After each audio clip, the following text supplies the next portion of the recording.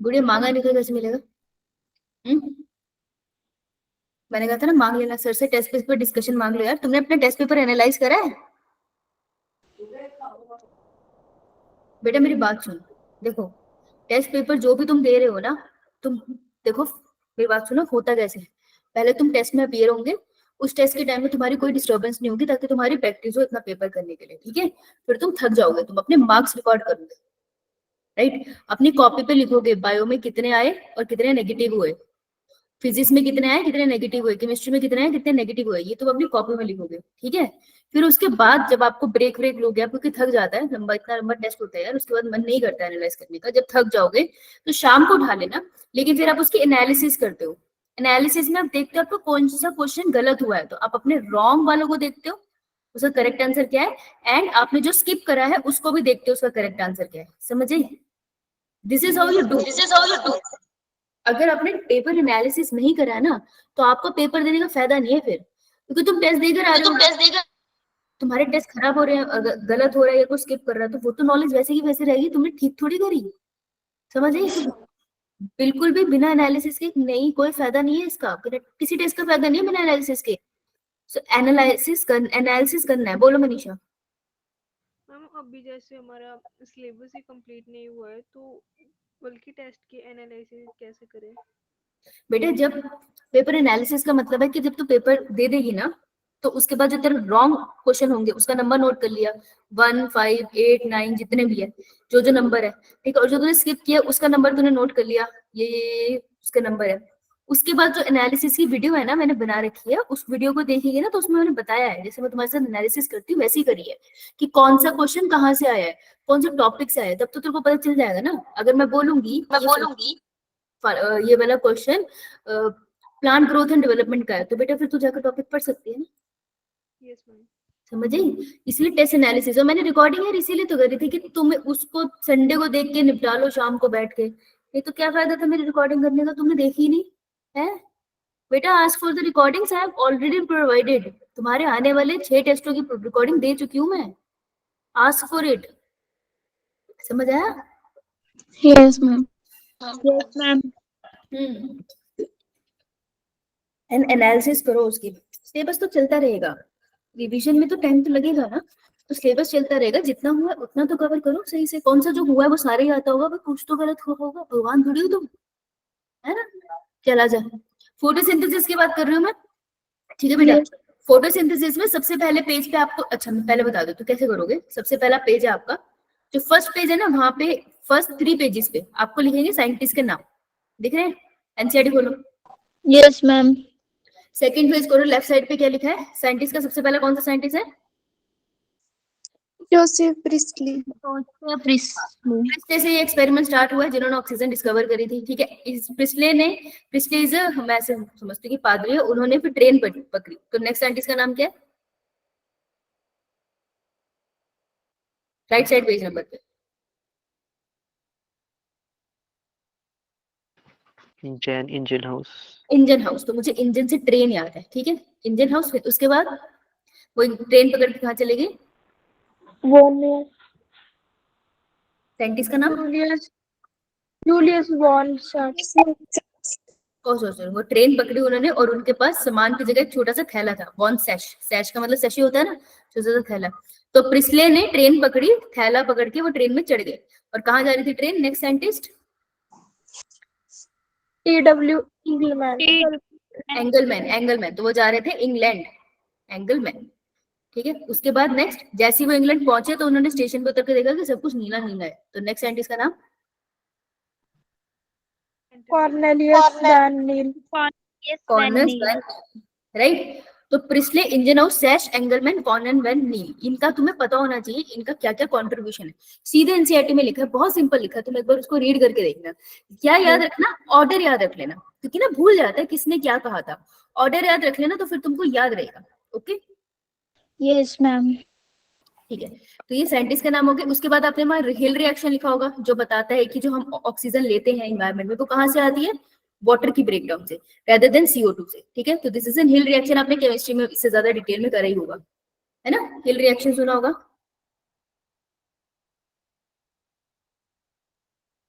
अबे वो right hand side page number पे नीचे लिखा हुआ है, नलायक को क्या बोलो, जिसमें वो बताते हैं कि वाटर की ब्रेकडाउन से हमें ऑक्सीजन मिलती है जो इन्वायरमेंट में मिलती है। बोल प्रिया, Yes, ma'am. बोल प्रिया। नो मैम गलती से हो गया था। अच्छा, अब आते हैं हम लोग ऑर्गेनेल के ऊपर। हमने करना है फोटोसिंथेसिस। बेटा दो पार्ट में डिवाइडेड है, light reaction and dark reaction. ठीक है जी। लाइट रिएक्शन कौन से होते हैं, जो सीधा एटीपी की सॉरी सन की एनर्जी से प्रोसेस होता है, और इसी को हम बोलते हैं कौन सा वाला प्रोसेस, जेड शेम, जो आप जेड शेम पढ़ते हो। डार्क रिएक्शन, जो इस जेड शेम से एटीपी एनएडीपीएच बनता है ना, उसको यूज किया जाता है। अब देखो रेस्पिरेशन में एनएडीपी होगा, यहाँ पर एनएडीपीएच है। ठीक है, तो याद रखना NADPH वाला यहाँ पर है। इसको हम कैसे लिख सकते हैं, NADPH plus H positive, NADP भी लिख सकते हैं हम इसको अकेला, और इसको हम NADPH2 भी लिख सकते हैं। ठीक है, तीनों इसी के नाम। अब अगर क्लोरोप्लास्ट की बात करते हैं तो क्लोरोप्लास्ट जो हमारे ये प्लास्टिड होता है, वन ऑफ द प्लास्टिड, ये डबल मेम्ब्रेनस स्ट्रक्चर होता है। ठीक है, इसके अंदर सिक्के पड़े होते हैं, एक सिक्के को थैलेकोइड बोलते हैं, सिक्कों के स्टैक को ग्रेना बोलते हैं, और एक स्टैक दूसरे स्टैक से अटैच होता है थ्रू स्ट्रोमा लेमिला। कितना याद है? Yes, ma'am.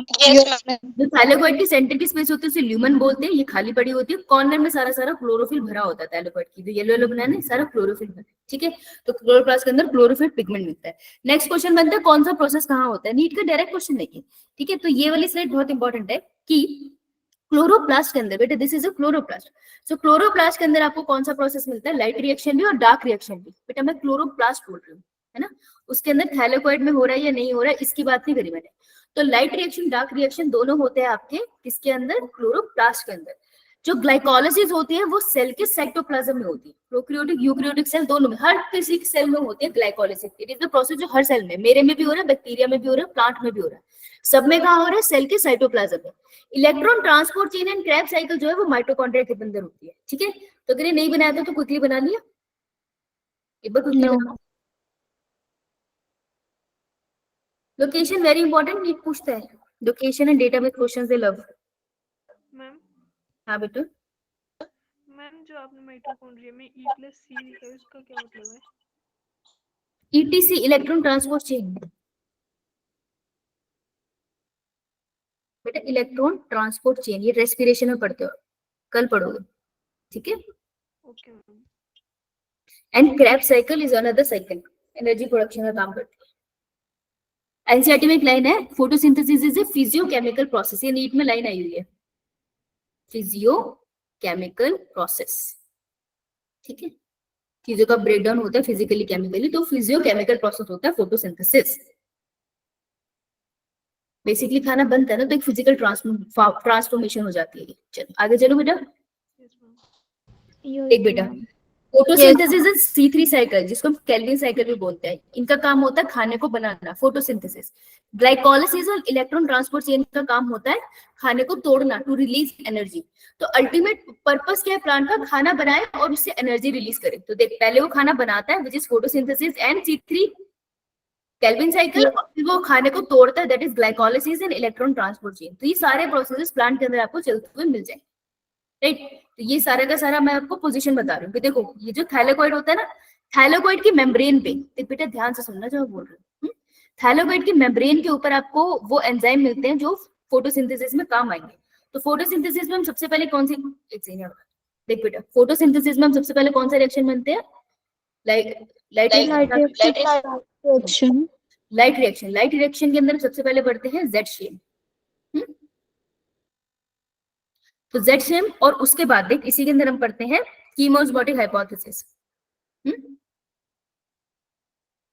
तो जेड शेम के अंदर जो हम एंजाइम पढ़ते हैं वो कौन से होते हैं, PS1 PS2 PS1, इनके बारे में पढ़ते हैं। और जेड शेम के अंदर कीमोस्मोटिक हाइपोथेसिस के अंदर हम पढ़ते हैं ऑक्सीजोम के बारे में। Oxysome is a cell organelle basically, और ये किससे मिलकर बनी होती है, F0 एंड F1 पार्टिकल से। ठीक है, Yes. जिसमें से एटीपीएस काम कौन करता है, एटीपीएस मतलब एक ऐसा एंजाइम जो एटीपी की सिंथेसिस करता है। तो F1 पार्टिकल होता है एटीपीएस, एन एंजाइम, ये एंजाइम है जो एटीपी की सिंथेसिस करे। Clear? Yes ma'am. Yo ma'am. तो बेटा तो थाइरोइड के मेम्ब्रेन के ऊपर देखो क्या मिलेंगे, पीएस सिस्टम 2, पीएस सिस्टम 1। देखो यहाँ आपको मिल जाएगा पीएस, कौन सा कलर है ये, देख बेटा यहाँ मिलेगा देखो PS2, यहाँ मिलेगा देखो PS1, ठीक है। अंदर की तरह छुपा हुआ देखो मिलेगा PS1, सॉरी PS2। अरे बाहर स्ट्रोमा, ये जो स्ट्रोमा लेमिला होता है इसके ऊपर देखो मिलेगा PS1। कैसे याद रहेगा पोजीशन, जो PS1 है मतलब फर्स्ट आया, जो फर्स्ट आया वो तो आपको बाहर की तरफ एकदम दिखाई देगा ना, तो ये जो स्ट्रोमा लेमिला है ये ब्रिज है, यहाँ पर आपको PS1 दिखेगा अकेला, PS2 नहीं होता। जो सेकंड आया वो थोड़ा अपना शक्ल छुपा के रखता है, तो वो खुले में भी मिलता है और शक्ल छुपा के भी मिलता है, ठीक है। लेकिन सिर्फ 1 वाला जो अकेला बाहर भी प्रेजेंट होता है स्ट्रोमा लेमिला के ऊपर, क्लियर। Yes ma'am. बेटा ये जो साइटोप्लाज्म है ना इसको हम बोलते हैं स्ट्रोमा, लेकिन ये जो लेयर है ना सेल की इसको बोलते हैं स्ट्रोमा लेमिला। क्वेश्चन ध्यान से देखना, स्ट्रोमा पूछ रहे स्ट्रोमा लेमिला पूछ रहे, ठीक है। Yes ma'am. स्टोमा लैमिना और स्टोमा में दोनों में PS1 होंगे। नहीं, स्ट्रोमा के अंदर PS1 PS2 कुछ नहीं होते, सिर्फ स्ट्रोमा लेमिला में होते। Okay ma'am. मैम जो स्ट्रोमा लेमिला होता है उसी को स्ट्रोमा लेमिली बोलते हैं। स्ट्रोमा लेमिला एक को बोलते हैं, ज्यादा हो गए वर्ड का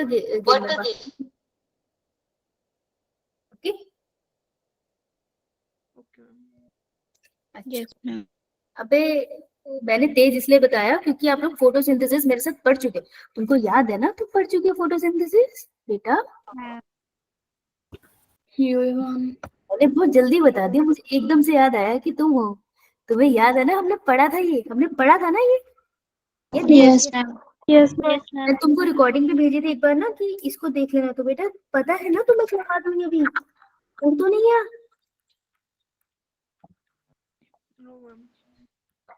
ठीक है, अगर किसी को उड़ गया तो मुझे मैसेज कर देना, तो माना मत, ठीक है। क्योंकि अब तो आगे चल, सबसे पहले हम लोग करेंगे पिगमेंट की बात। PAR is photosynthetically active radiation. सूरज की वो किरणें जो पत्ते के ऊपर पड़ती है उनको कहते हैं पार, जो फोटोसिंथेसिस में यूज होगी, मुश्किल से 2% यूज होती है। कितनी वेवलेंथ होती है इनकी, 400 से 700 नैनोमीटर के बीच में होती है। जो पिगमेंट होते हैं ना प्लांट के अंदर, ये हरे रंग का, ये थोड़ा सा अलग अलग, देखो पत्तों के भी अलग अलग कलर होते हैं, तो जो डिफरेंट पिगमेंट होते हैं ना, अगर इन पिगमेंट्स को तुम अलग करना चाहते हो तो उसके लिए टेक्निक है पेपर क्रोमेटोग्राफी, एनसीईआरटी की लाइन है इसलिए यहाँ पे मेंशन है, ठीक है। अच्छा पिगमेंट कौन से, chlorophyll A, B, carotenoid and xanthophyll. और तुमको याद है ना क्लोरोफिल A हमें सारे तरीके के एल्गी में भी मिलता है, याद है। Yes ma'am. ये chlorophyll A, B, carotenoid and xanthophyll, ठीक है। ये 4 पिगमेंट थे। अब इसके लिए आपके 2 स्पेक्ट्रम बनते हैं, absorption spectrum and action spectrum. Absorption spectrum का क्या मतलब है, बहुत इजी लिखा हुआ है। ये वो ग्राफ होते हैं जो शो करते हैं कि कौन सा पिगमेंट प्लांट में कितनी वेवलेंथ की लाइट अब्सॉर्ब करेगा। मतलब अगर ये लीफ है तो इस लीफ पे सनलाइट पड़ रही है तो वो कितनी वेवलेंथ की सनलाइट को अब्सॉर्ब कर सकता है। सनलाइट की तो बहुत सी वेवलेंथ हो सकती है ना, 50 नैनोमीटर भी हो सकती है, 500 नैनोमीटर भी हो सकती है। क्वेश्चन ये है कि ये वाला जो पिगमेंट है वो कितनी नैनोमीटर की लाइट एब्सॉर्ब करेगा। तो मैं जो भी ये एब्सॉर्ब करेगा ना उसको ग्राफ में प्लॉट कर दूंगी और यहाँ पीक बना दूंगी कि भाई इसने, ये ए वाले ने ना, ए वाले पिगमेंट ने 500 नैनोमीटर की एब्सॉर्ब करी, बी वाले पिगमेंट ने ना 600 नैनोमीटर की एब्सॉर्ब कर ली। मैं ग्राफ बना दूंगी तो मेरे पास जो ग्राफ आ जाएगा उसको मैं कर दूंगी absorption spectrum, clear. Yes ma'am. मैं बोलूं व्हाट इज एक्शन स्पेक्ट्रम, तो एक्शन स्पेक्ट्रम का मतलब होता है रेट ऑफ फोटोसिंथेसिस टाइम। मैंने सनलाइट मारी पत्ते के ऊपर, मैं ऑब्जर्व करती रही कि इसमें फोटोसिंथेसिस का रेट कैसा हो रहा है। तो सबसे ज्यादा फोटोसिंथेसिस का जहां रेट था उसको मैंने ग्राफिकली रिप्रेजेंट कर दिया। तुमने टेक्निक तो करनी नहीं है, तुमको बस ये प्रोसेस पता होना चाहिए, ठीक है। तो मान लो मैंने लाइट मारी इस वेवलेंथ की, इस वेवलेंथ की, इस वेवलेंथ की, एक वेवलेंथ पे मैक्सिमम फोटोसिंथेसिस बनी तो मैंने ए का पीक बना दिया, और बी वेवलेंथ पे मैक्सिमम फोटोसिंथेसिस हुई तो मैंने बी का पीक बना दिया। बाकी सारी वेवलेंथ पे कम हुई थी तो ऐसे ग्राफ बन गया। तो किस वेवलेंथ ऑफ सनलाइट पे फोटोसिंथेसिस का रेट ज्यादा है या कम है, उसके ग्राफ को हम कहते हैं एब्जॉर्प्शन स्पेक्ट्रम। ऐसे 2 स्पेक्ट्रम है, action spectrum and absorption spectrum. Word को तोड़ के सोचना। तो अगर आप दोनों को कंबाइन कर दोगे तो आपको क्या पता चला, जब दोनों ग्राफ को कंबाइन किया गया ना तो ऑलमोस्ट सेम से आते हैं। देखो एनसीईआरटी में थर्ड ग्राफ बना नीचे की तरफ राइट साइड, ये बोला नहीं आता है। यस, तो रेट ऑफ फोटोसिंथेसिस कौन से पिगमेंट पे मैक्सिमम होता है, मेजरली फोटोसिंथेसिस के लिए रिस्पॉन्सिबल है क्लोरोफिल ए, और कौन से वेवलेंथ पे सबसे ज्यादा फोटोसिंथेसिस होता है, 400 टू 700 नैनोमीटर के आसपास, ठीक है। तो ये हमें इन दोनों ग्राफ से पता चला, समझ आई। Yes, ma'am. Yes, ma'am. Absorption spectrum और एक्शन स्पेक्ट्रम, बेटा लेबलिंग करके जाना हुआ ऐसे स्टार बना लो, आता है ये पूछते हैं। ठीक, अब आते हैं हम लोग जेड शेम के पास। मैं लाइट रिएक्शन की तरफ जा रही हूँ, ठीक है। अब लाइट रिएक्शन का काम क्या है, बहुत सिंपल है। लाइट रिएक्शन ने क्या करना है, मेरी बात सुनो पहले। लाइट रिएक्शन ने कुछ नहीं करना, सनलाइट को लेना है, सनलाइट को लेके दो तीन चीजें करेगा। पहले तो क्या करेगा, एक तरफ तो वो ब्रेक करेगा वाटर, ठीक है, वाटर को ब्रेक करेगा और वाटर में से ब्रेक करके क्या निकाल देगा, नेचर ऑक्सीजन, दो और दो हाइड्रोजन आयन, ठीक है। लेकिन एक्चुअल में ना नेचर ऑक्सीजन थोड़ी बनेगी, सॉरी नेचर ऑक्सीजन एस थोड़ी बनेगी। अभी क्या करेंगे, यहाँ पर मॉलिक्यूल लगा देंगे वाटर के, दो दो वाटर के मॉलिक्यूल तोड़ोगे ना तो फिर रिएक्शन कैसा आ जाएगा आपके पास, O2 4 इलेक्ट्रॉन और 4 हाइड्रोजन आयन। समझ आया? Yes, ma'am. क्योंकि नेचर ऑक्सीजन नहीं बनता, ऑक्सीजन मिल रहा है ना तुमको प्लांट से, तो वो ऐसे मिल रहा है, दो वाटर मॉलिक्यूल टूटते हैं एक साथ। क्लियर? Yes, ma'am. Yes. दूसरा, सूरज की किरणें क्या काम करेगी, एक्टिवेट करेगी बेटा कौन से को, PS2 PS1, PS2 को। हाँ एक्साइट कर देगी PS1, PS2 को करेगी बेटा 1 2 के ऑर्डर में नहीं चलता काम, 2 से और 1 की तरफ जाता है, ठीक है। तो PS2 को एक्साइट कर देती है तो ये अपने इलेक्ट्रॉन को फेंक देता है ऊपर की तरफ। समझ आई? Yes, ma'am. सनलाइट का मेन काम ये है, इसके अलावा तीसरा काम भी करती है। एक बार के लिए ये एक्साइट इसको भी करती है, PS1 को। Yes, ma'am. तो या तुमको मेन ये दोनों रखने हैं, राइट। जेड शेम कर दूं बेटा, माइक बंद कर लो। अब इससे पहले हमें इतना जानना है, थोड़ा सा पिगमेंट के बारे में जानना है कि एंटीना मॉलिक्यूल क्या होते हैं, लाइट हार्वेस्टिंग कॉम्प्लेक्स क्या होता है, फोटो सिस्टम्स क्या होते हैं। फोटो पीएस जो मैं कर रही हूँ वो फोटो सिस्टम होते हैं बेटा, सिस्टम है ना मतलब बड़ा टर्म है। तो फोटो सिस्टम एक पूरा एरिया हो गया प्लांट के अंदर, फोटोसिंथेसिस के लिए रिस्पॉन्सिबल है। अपन ने कल एनाटॉमी करी थी तो हमें पता था ना फोटोसिंथेसिस करने के लिए क्लोरोप्लास्ट चाहिए, तो किस किस में होता है, मेसोफिल सेल में होता है। मेसोफिल सेल याद है आपको, लीफ Yes, में ma'am. इसके अलावा स्टोमेटा के अंदर कौन से पार्ट में होता है, green Guard. Guard cell. Guard cells. Very good right. तो मेसोफिल सेल के अंदर स्पेसिफिकली ये रीजन है जहां फोटोसिंथेसिस बहुत बढ़िया से हो रही है, तो इस रीजन को मैं बोलूंगी फोटो सिस्टम, ठीक है। फोटो सिस्टम के अंदर बहुत तरीके का फोटो सिस्टम है, 2 and 1 जो हम मेनली पढ़ते हैं। अब फोटो सिस्टम के अंदर जो पिगमेंट होते हैं वो अरेंज होते हैं ऐसे ऐसे, ठीक है। बहुत सारे पिगमेंट है, ज़ेंथोफिर, कैरोटीनॉइड, जो जितने भी पिगमेंट है वो सारे साइड में अरेंज होते हैं। तो साइड में जो पिगमेंट्स अरेंज होते हैं इनको हम बोलते हैं एंटीना मॉलिक्यूल, ठीक है। ये एंटीना मॉलिक्यूल्स होते हैं। इनके सेंटर में पड़ा होता है हमारे पास रिएक्शन सेंटर, और रिएक्शन सेंटर वो साइड होती है जहां पे कौन सा पिगमेंट पड़ा होता है, क्लोरोफिल ए। तो बेटा याद रखना क्लोरोफिल ए का सिर्फ एक मॉलिक्यूल है जो हर रिएक्शन सेंटर के सेंटर में पड़ा होता है, और एंटीना मॉलिक्यूल बाकी सारे पिगमेंट है एक्सेप्ट क्लोरोफिल ए। ये एनसीईआरटी की लाइन है, ठीक है। Yes, ma'am. इसको चाहे ऐसे Yes. साइड में बना ले, ये तेरे मदद कर देगा। तो होना कुछ नहीं है, लाइट आएगी, सनलाइट जंप करेगी एक से दूसरे में, दूसरे से तीसरे में, ताकि एनर्जी डिक्रीज हो जाए, और फाइनली क्लोरोफिल ए को लाइट दे देगी। फिर क्लोरोफिल ए मॉलिक्यूल पे जब लाइट गिरती है तो उसके बाद वहां पे होता क्या उसको हम पढ़ते हैं, उसी को हम बोलते हैं जेड शेप। देखो क्या होगा, अगर तुमको थ्योरी चाहिए मैं ये भेज दूंगी प्रेजेंटेशन, जरा देख ले। देख बेटा यहाँ से लाइट करते हैं, थैलेकोइड बना दूं बड़ा सा। Yo, ma'am. अगर ये थैलेकोइड है तो मैं उसकी मेम्ब्रेन बना रही हूँ, सिर्फ मेम्ब्रेन में होना प्रोसेस, ये इसकी मेम्ब्रेन है। जेड शेप क्योंकि शेप जेड सी आती है, रिडॉक्स पोटेंशियल पे रखते हैं तब शेप ऐसी आती है, ठीक है।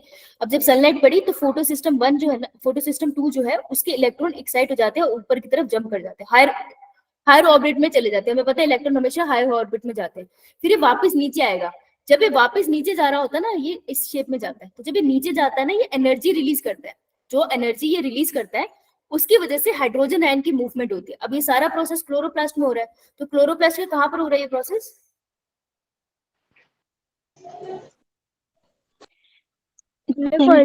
Thylakoid. थैलेकोइड की मेम्ब्रेन में। ये क्लोरोप्लास्ट है, ये थैलेकॉइड है, इसकी मेम्ब्रेन में प्रोसेस हो रहा है। हो क्यों रहा है? हम चाहते हैं कि बहुत सारे हाइड्रोजन आयन ना ल्यूमन की तरफ आ जाए, ठीक है। तो हम इलेक्ट्रॉन को मूव क्यों कराते हैं कि जब इलेक्ट्रॉन मूव करता है ना वो एनर्जी रिलीज करता है, और उस एनर्जी को हम यूज करके हाइड्रोजन आयन को ल्यूमन की तरफ फेंक देते हैं, क्लोरोप्लास्ट। तो हम करना क्या चाहते हैं? क्लोरोप्लास्ट के ल्यूमन की तरफ बहुत सारे हाइड्रोजन आयन लाना चाहते हैं। पर्पस क्लियर है? Yes ma'am. ठीक है, तो अब ये हमारा पूरा का पूरा थैलेकॉइड की मेम्ब्रेन है। तो सनलाइट की वजह से फोटो सिस्टम 2 से इलेक्ट्रॉन एक्साइट हुआ, ऊपर की तरफ भाग गया। सिमिलरली यहाँ पर वाटर, अब देख एक इलेक्ट्रॉन चला गया ना, ऐसे तो पीएस सिस्टम 2 में क्लोरोफिल के पास इलेक्ट्रॉन की कमी हो जाएगी।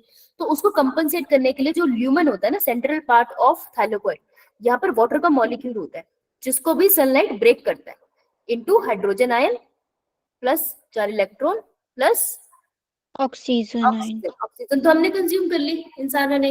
और इलेक्ट्रॉन कहाँ होते हैं? वो PS2 को सप्लाई होते हैं। तो पहला क्वेश्चन, इलेक्ट्रॉन कौन सप्लाई करता है PS2 को? वाटर। PS2 के साथ वाटर की जो स्प्लिटिंग है वो किससे एसोसिएटेड है? PS2 के पास होती है, PS सिस्टम 1 के पास होती है, तो PS सिस्टम 2 के पास होती है। वाटर किस साइड ब्रेक होता है? ल्यूमन की साइड ब्रेक होता है। वाटर ब्रेक होने के बाद क्या रिलीज करता है? Hydrogen and electron and oxygen release करता है। तो ये बेसिक क्वेश्चन है जो बनते हैं। क्लियर? अब इलेक्ट्रॉन ऊपर गया, अब इलेक्ट्रॉन नीचे आएगा। बेटा जब ये नीचे आता है तो ये किसके पास से होता हुआ आता है? क्या नाम था? पीस। PC आगे।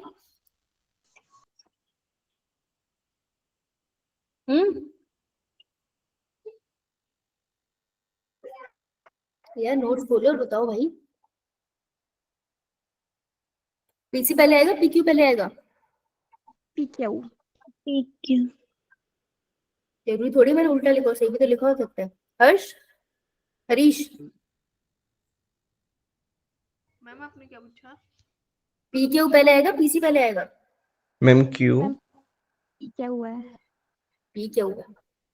प्रियंका चोपड़ा को जब क्राउन मिला था तभी हमने पहचाना था कि ये क्वीन है। हम इसको ऐसे भी याद किया था जब प्रियंका चोपड़ा मिस वर्ल्ड बनी थी, तो जब प्रियंका चोपड़ा क्वीन बनी थी तभी हम लोगों ने आइडेंटिफाई किया था कि वो प्रियंका चोपड़ा। उससे पहले उनको नाम कौन जानता था? इस तरीके से आते थे। PQ पहले आएगा। कैरियर्स है ये इलेक्ट्रॉन के, और कुछ नहीं। PQ के पास इलेक्ट्रॉन गया, उसने साइटोक्रोम B6F के पास भेज दिया, फिर उसने आगे PC के पास भेज दिया, और उसने आगे भेज दिया फोटो सिस्टम 1 के पास इलेक्ट्रॉन। बेटा देख, जब PQ है ना, उसने साइटोक्रोम B6 को इलेक्ट्रॉन दिया था, तो ये क्या करता है? ये एक तरफ से इलेक्ट्रॉन को पकड़ता है, इसके 2 हाथ है। PQ इलेक्ट्रॉन को एक तरफ से पकड़ता है और दूसरी तरफ से बाहर से हाइड्रोजन आयन को अंदर मूव कराता है। तो इस रास्ते में एक हाइड्रोजन आयन अंदर मूव कर गया, समझ आई? With the help of energy जो इलेक्ट्रॉन की मूवमेंट से जनरेट हुई। क्लियर बेटा? इलेक्ट्रॉन फिर से जंप करा और अभी किसके पास गया?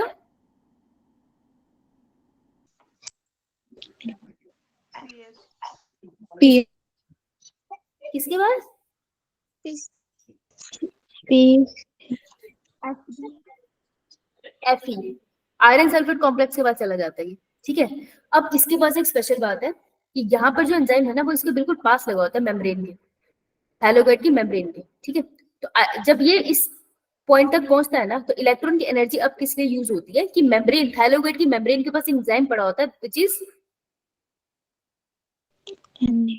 NADP reductase. वो क्या करता है? बाहर से NAD लेता है, बाहर NAD होता है, उसको कंबाइन करा देता है किसके साथ? NADP को कंबाइन करा देता है वो NADPH प्लस H पॉजिटिव। तो H पॉजिटिव वो स्ट्रोमा से ले लेता है, समझ आया? Yes ma'am. ठीक है, तो देखो 3 स्टेप हुए। पहला, जब वाटर की ब्रेकेज हुई तब हाइड्रोजन आयन की कॉन्सेंट्रेशन ल्यूमन में इंक्रीज हुई, A। दूसरा, PQ ने जब मूवमेंट कराई थी इलेक्ट्रॉन की तब हाइड्रोजन आयन की कॉन्सेंट्रेशन इंक्रीज हुई ल्यूमन में, B। और जब NADPH NADPH plus H positive में चेंज हुआ तब भी हाइड्रोजन आयन की कॉन्सेंट्रेशन इंक्रीज हुई, सॉरी हाइड्रोजन आयन की कॉन्सेंट्रेशन डिक्रीज होगी स्ट्रोमा में। तो अल्टीमेटली क्या हुआ है? एंड रिजल्ट क्या मिला आपको? हाइड्रोजन कहाँ इंक्रीज हुए? हाँ, और कंपैरेटिवली हाइड्रोजन कहाँ डिक्रीज हुए? स्ट्रोमा। हाँ, तो हाइड्रोजन को अब दोबारा से जाने का मन होगा कि मैं वापस से स्ट्रोमा में जाना चाहता हूँ। अब जो वो मूवमेंट करेगा ना उसकी वजह से हमारी ATP की फॉर्मेशन होगी। तो हम अभी करने की कोशिश कर रहे हैं, हमें ATP की फॉर्मेशन करनी है, ठीक है। उसी का प्रोसेस यहाँ पर चल रहा है। ओके बेटा? Yes ma'am. हो तो नहीं गया ना? हो ना? Yes ma'am. बता देना यार, अच्छा नहीं है। जितना करो वो तो अच्छे से करके जाओ ना रिवाइज। कहाँ गया फोटोसिंथेसिस? अच्छा यार, अरे अरे अरे अरे, कहाँ लिख रही थी मैं? कहाँ गया? तो ये बढ़िया से देखो जी। ओ, देख बेटा ये वाला साइड देख। सो अब हमें हाइड्रोजन आयन की मूवमेंट करानी है। ल्यूमन में वो ज्यादा हो गया है, अब उसको हमें ऑपोजिट डायरेक्शन में मूव कराना है। तो हाइड्रोजन आयन ऐसे मूव नहीं कर सकते, अब उनको मदद चाहिए होती है। तो इसको एक्सप्लेन करता है कीमोस्मोटिक हाइपोथेसिस। जो पीछे हमने पढ़ा ना वो सारा का सारा हमारा क्या था, जेड शेम। बेटा एक मिनट रुक जा। अब जो हम पढ़ने वाले हैं वो कीमोस्मोटिक हाइपोथेसिस है। एनसीईआरटी में कीमोस्मोटिक हाइपोथेसिस को इलेक्ट्रॉन ट्रांसपोर्ट चेन की तरह ही लिखा गया है। इसका मतलब क्या है? तो तुम एनसीईआरटी में पढ़ोगे ना इस चैप्टर में, इस हेडिंग के अंदर, उसमें वो आपसे क्लोरोप्लास्ट की बात करेगा और माइटोकॉन्ड्रिया की भी बात करेगा। तो बेटा अगर तुमको अभी नहीं समझ आ रहा ना, कल तक का वेट कर लेना, फिर उससे एनसीईआरटी पढ़ना, ठीक है? फिर तुमको समझ आ जाएगा। Okay, Yes, ma'am. Yes ma'am. अब देख बेटा, हाइड्रोजन आयन को मूव करना है ना तो स्पेशल दरवाजों से जाता है। एक है एफ नोट और एक है F1। बेटा जो एफ नोट है वो किधर पड़ा हुआ है? मैम थायराइड की मेम्ब्रेन पे। थैलेगोइड की मेम्ब्रेन में। जो एफ नोट और F1 है वो किस तरफ को पड़ा है? F1 हाँ, आउटर, ये स्ट्रोमा की तरफ पड़ा है और किससे अटैच पड़ा है? Thyroid membrane. थैलेकोइड की मेम्ब्रेन से। Outer side of thylakoid membrane. ये लोकेशन याद रहेगी। Yes, ma'am. अब क्या होता है जब हाइड्रोजन आयन इससे मूव करता है ना जूइंग करके, तो बहुत ज्यादा एनर्जी रिलीज होती है और उस एनर्जी को यहाँ पर ही पड़े होते हैं NADP, बहुत सारे, और फॉस्फेटाइन पड़े ही होते हैं, ठीक है, स्ट्रोमा के अंदर। तो जैसे ही हाइड्रोजन आयन मूव करता है ना, ये F1 पार्टिकल जो होता है ना, ये ATP सिंथेटेज है, वो फटाफट से ADP प्लस PI को पकड़ के चेंज कर देता है इनटू ATP, टीपी। और ऐसे ATP की सिंथेसिस होती है। This is all the light reaction. Clear? Yes ma'am. Yes, ma'am. Chemiosmotic hypothesis है, उसको स्टेप में एक्सप्लेन किया जाता है, मीनिंग यही है। समझ आ गया? Yes ma'am. Yes, ma'am. ठीक है बेटा, ये सारा यहाँ पे वैसे साफ साफ भी लिखा हुआ है, ठीक है? आगे चलते हैं। अब ATP बन गई आपकी, है ना? लेकिन प्लांट बनाने की क्या कोशिश कर रहा है फोटोसिंथेसिस में? ग्लूकोज। ग्लूकोज तो बना नहीं ना। तो ग्लूकोज बनाने के लिए उसने पहले क्या किया, ATP बनाई और NADPH प्लस H पॉजिटिव भी तो बनाया उसने, बनाया ना? ATP कहाँ बना, स्ट्रोमा में या फिर थैलेगोइड की मेम्ब्रेन में या ल्यूमन में? Thylakoid की membrane. बेटा ये थैलेगोइड की मेम्ब्रेन, ये F0 पार्टिकल है, ये F1 है, और ये ATP की फॉर्मेशन किस तरफ हो रही थी? Stroma, Stroma. स्ट्रोमा में बना। NADPH प्लस H पॉजिटिव किस साइड बना था? स्ट्रोमा। दोनों एनर्जी करेंसीज कहाँ बनी है? स्ट्रोमा। याद रहेगा। Yes. तो ये एनर्जी यूज होती है ग्लूकोज बनाने के लिए। ग्लूकोज बनता केल्विन साइकिल में, जिसको C3 साइकिल कहते हैं। तो इसको डार्क रिएक्शन कहते हैं, लाइट में डिपेंडेंट है। कहाँ पर है डार्क रिएक्शन की location? Stroma of the chloroplast, ठीक है? और C3 क्यों कहते हैं? क्योंकि पहला जो स्टेबल प्रोडक्ट आता है वो 3 कार्बन का होता है। समझ आई? Yes ma'am. हाँ मनीषा बोल। मैम आप वो वाला दोबारा से रिपीट कर दो प्लीज। कौन सा बेटा? मैम जो भी आपने पोजीशंस बताई ATP और NADP की। किसकी? NADPH। ये वाली? Yes ma'am. मैं केल्विन साइकिल की बात कर रही हूँ कि ये ATP बना और एक NADPH प्लस H पॉजिटिव बना। मैं कह रही थी ये बना कहाँ पर है? तो इनकी लोकेशन, दोनों की लोकेशन है स्ट्रोमा। किसका स्ट्रोमा? क्लोरोप्लास्ट का। तो इनकी सिंथेसिस यहाँ हुई है, लेकिन हमें तो ग्लूकोज बनाना था ना। तो ग्लूकोज बनाने के लिए ये एनर्जी अब यूज हो जाएगी स्ट्रोमा के अंदर ही, एक और साइकिल में एंटर हो जाएगी जिसको हम कहते हैं C3 साइकिल, केल्विन साइकिल, ठीक है? यस ये मैम। बोलो तो मैंने, राइट? आगे आते हैं। केल्विन साइकिल की बात करें तो रुबिस्को सबसे मेन एंजाइम है। Rubisco, ribulose bisphosphate carboxylase oxygenase. अगर कार्बन डाइऑक्साइड ज्यादा है एनवायरनमेंट में ना, तो कार्बन को प्रेफर करता है। अगर ऑक्सीजन ज्यादा है तो ऑक्सीजन के साथ रिएक्ट कर जाता है, ठीक है? तो मेन यही होता है, इसकी फुल फॉर्म आनी चाहिए। और ये जिसकी कॉन्सेंट्रेशन ज्यादा उसी के साथ रहता है, ये इसी खासियत है। अब केल्विन साइकिल की बात करें तो केल्विन साइकिल का क्या है, सबसे पहले केल्विन साइकिल स्टार्ट करने के लिए आपके पास एक 3 स्टेप का प्रोसेस है, कार्बोक्सिलेशन, रिडक्शन एंड रीजेनरेशन। निकालो केल्विन साइकिल। Yes ma'am. तीनों स्टेप लिखे, कार्बोक्सिलेशन, रिडक्शन, रीजेनरेशन। यो मैम। कार्बोक्सिलेशन का मतलब कार्बन को ऐड कर दे, ठीक है। तो जितने मर्जी कार्बन की चेन लिया कोई फर्क नहीं पड़ता, एक कार्बन उसमें ऐड करेगी तुम उसको कार्बोक्सिलेशन कर दोगे, ठीक है। रिडक्शन का मतलब आप एटीपी, NADPH और ATP को तोड़ना है, हाइड्रोजन आयन उससे निकाल के दूसरे को दे देना है, that is reduction. And regeneration का मतलब है जो स्टार्टिंग का मटेरियल है ना उसको दोबारा से बनाना है, because it's a cyclic process है ना, तो कंटिन्यू रखना है इसको। तो प्राइमरी सबस्ट्रेट जिससे साइकिल स्टार्ट होगी, प्राइमरी सबस्ट्रेट 5 कार्बन की शुगर होता है, ठीक है। तो ये 5 कार्बन का मॉलिक्यूल है और इसके दोनों तरफ फॉस्फेट लगे होते हैं। इसके साथ एक कार्बन डाइऑक्साइड ना इन्वायरमेंट से प्लांट ले लेगा, और आपको पता है ना प्लांट कार्बन डाइऑक्साइड लेता है, तो यहाँ लेता है वो, तो एक कार्बन डाइऑक्साइड को लेगा। अब 5 कार्बन के मॉलिक्यूल में कार्बन डाइऑक्साइड ले ले तो कितने कार्बन का मॉलिक्यूल बन गया? 6 कार्बन। 6 कार्बन का बहुत अनस्टेबल होता है, वो टूट जाता है 2 चेन्स में 3-3 कार्बन की। तो पहला स्टेबल प्रोडक्ट कौन सा बनता है? पहला स्टेबल प्रोडक्ट बनता है हमारा 3 कार्बन का। समझ आया? Yes ma'am. इस प्रोसेस को करने के लिए एंजाइम कौन सा लगता है? रुबिस्को। कार्बोक्सिलेशन, ठीक है। आगे आऊं, यस मैम। नाम यहाँ पे लिखे हैं, मैं पहले तुमको इससे जर्नल बता रही थी, ठीक है। अब वो जो पहले सुन लो जर्नल, फिर नाम बताती हूँ। अब वो 3 कार्बन का जो मॉलिक्यूल है ना उसके आगे इंटू 2 कर दिया, ठीक है। तो 3 कार्बन की चेन पड़ी हुई है यहाँ पे। अबे 3 कार्बन की चेन के साथ क्या होगा? ये एनर्जी पता होनी चाहिए, 2 मॉलिक्यूल ऑफ NADPH लगेंगे, 2 मॉलिक्यूल ऑफ ATP लगेंगे। अरे 3-3 कार्बन के चेन को हम मॉडिफाई कर देंगे and they will be known as glyceraldehyde three phosphate. Okay, तो कुछ नहीं कर रहे, प्रोसेस इसको ऊपर नीचे कर रहे हैं। यहाँ को ज्यादा याद नहीं करना, पूछ के लेगा आपसे तो ज्यादा यही पूछेगा आपसे कि कितने ATP यूज हुए, कितने NADPH यूज हुए। इस स्टेप को हम क्या बोलते हैं, कौन सा स्टेप है ये? रिडक्शन। किससे स्टार्ट हुआ था? 3-PGA, phosphoglyceric acid. किस में चेंज हुआ है? ग्लिसरल्डिहाइड 3-फॉस्फेट। यही टर्म्स है जो बार बार पूछे थे। ओके, आगे अब ग्लिसरल्डिहाइड 3-फॉस्फेट से 3 कार्बन की चेन है, ये नीचे आ जाएगी हमारी। देख, टोटल ग्लूकोज बनाने के लिए कितने कार्बन चाहिए बेटा?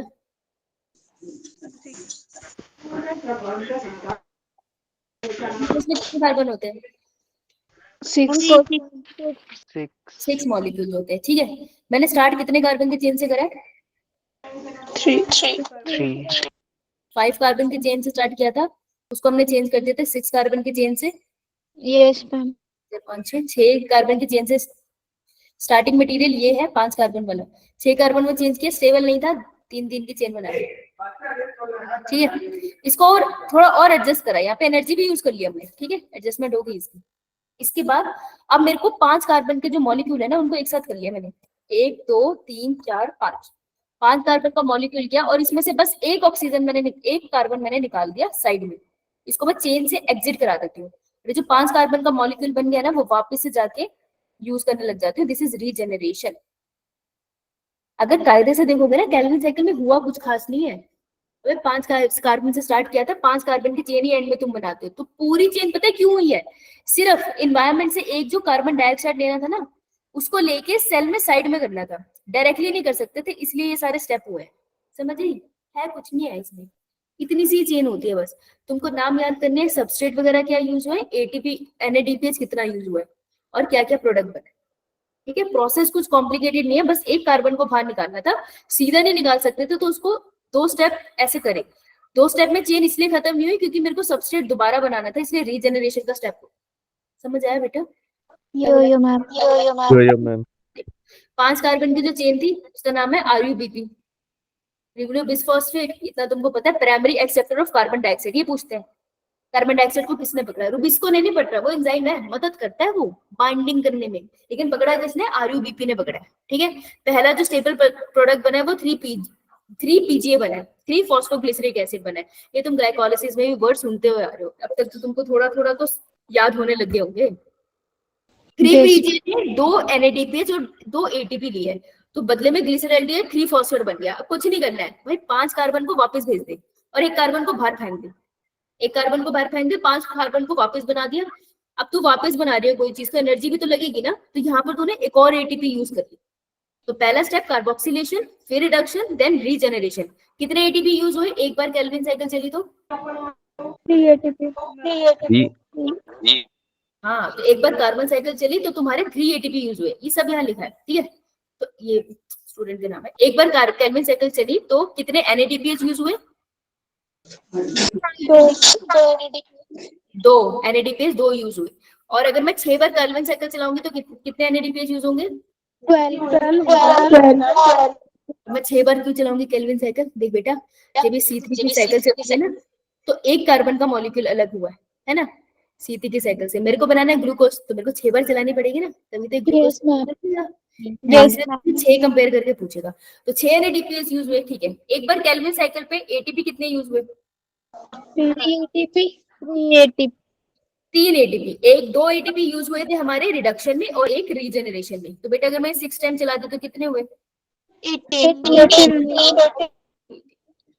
क्लियर है? एनर्जी साइकिल कितना लगा? Yes, ma'am. और कितनी बार घुमाओगे ma'am. केल्विन साइकिल को? 6 टाइम रन करोगे, इससे एक ग्लूकोज का मॉलिक्यूल बना। This is the conclusion. Clear?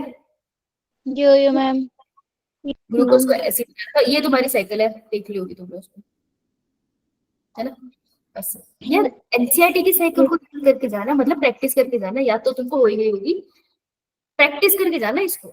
देख, ये एटमॉस्फेयर से कार्बन डाइऑक्साइड के साथ पानी का मॉलिक्यूल भी आता है, कमबख्त। पानी, पानी हर जगह है, ठीक है। कार्बोक्सिलेशन, रिडक्शन एंड रीजनरेशन को यहाँ मेंशन कर रहे हो। देख, कार्बन का एक मॉलिक्यूल बाहर खिसका लेते हैं, एक कार्बन को बाहर की तरफ फेंक देते हैं, एंड में से सुक्रोज या स्टार्च बन जाता है, स्टोर फॉर्म होगी ना। तो अगर चलता वक्त शुगर है तो स्टार्च हो गया, स्टोर कर लिया तो सुक्रोज हो गया, सॉरी चल रहा है तो सुक्रोज हो गया, स्टोर कर लिया तो स्टार्च हो गया। या एक एटीपी यूज हो रहा है, राइट। बस इसका ध्यान रख लेना। अपने ना एनसीईआरटी के डायग्राम में कर लो, एटीपी NADPH के आगे 2-2 लिख लो और यहाँ वाले एटीपी पे 1 लिख लो। Clear? Yes, ma'am. Yo, ma'am.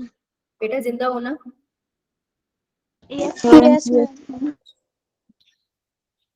ये थी केल्विन साइकिल। एक बात बताती हूँ मजेदार।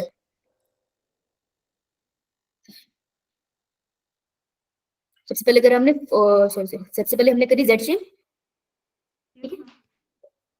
फिर हमने करी कीमोस्मोटिक हाइपोथेसिस, फिर हमने करी C3 साइकिल, और हमने अपना फोटोसिंथेसिस कंप्लीट कर लिया, है ना? Yes, ma'am. अब देयर आर ऑर्गेनिजम्स जिसमें ना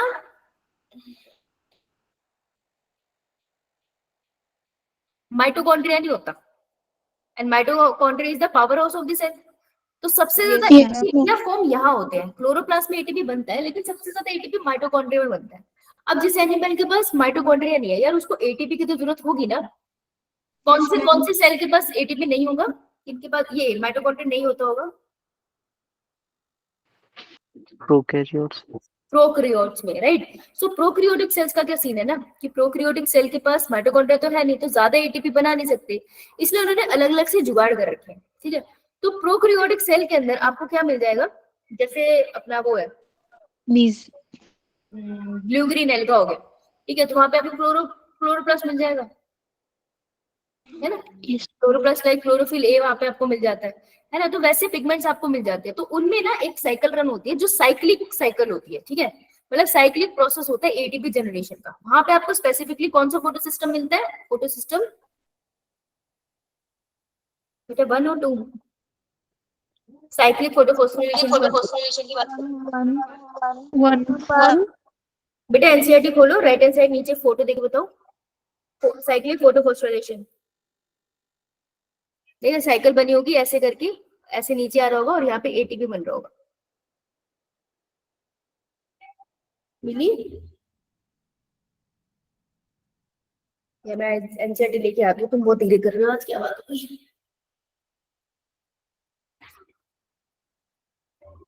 Yes, बेटे एक मिनट,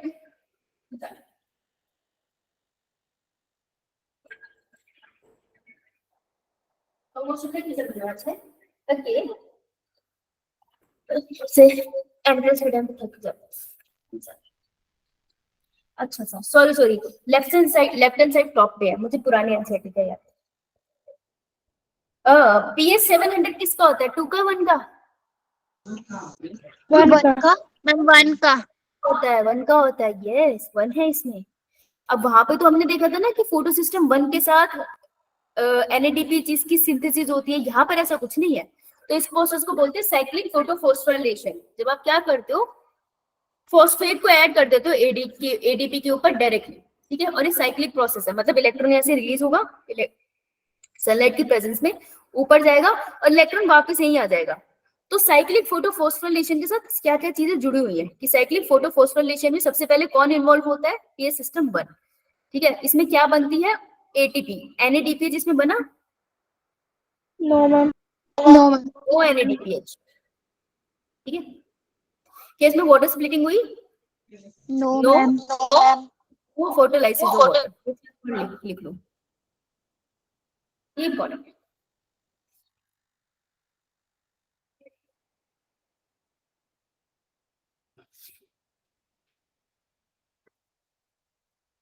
मैम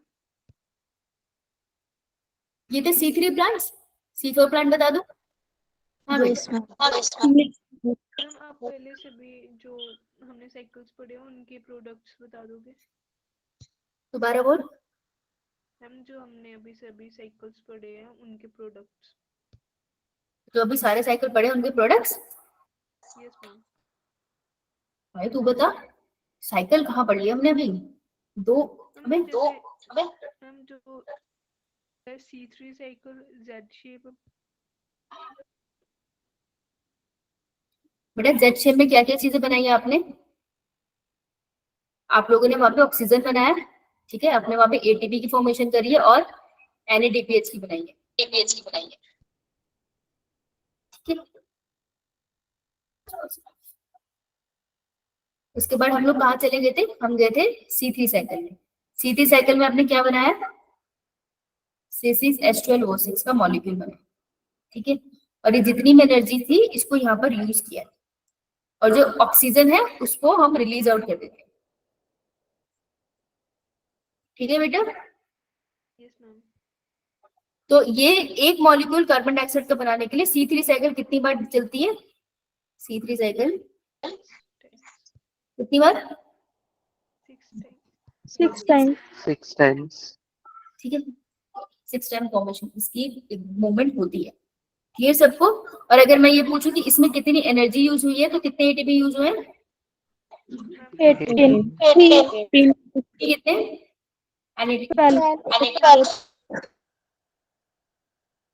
मनीषा ये सारे इसमें, सॉरी ये सारे इसमें यूज हुए हैं ताकि एक ग्लूकोज का मॉलिक्यूल बन जाए, ओके बेटा, यस मैम। ठीक है जी। चलो ये तो था C3 प्लांट है ना। अब एक अच्छा एक प्रोसेस होता है फोटो रेस्पिरेशन, ये रुको C4 प्लांट बताती हूँ मैं, देखो C4 प्लांट का क्या कॉन्सेप्ट है, C4 प्लांट वो वाले प्लांट है जिनको फोटो रेस्पिरेशन से बताना है, ठीक है। फोटो रेस्पिरेशन का क्या मतलब होता है, आपके पास रुबिस्को है ना, तो रुबिस्को की फुल फॉर्म क्या थी,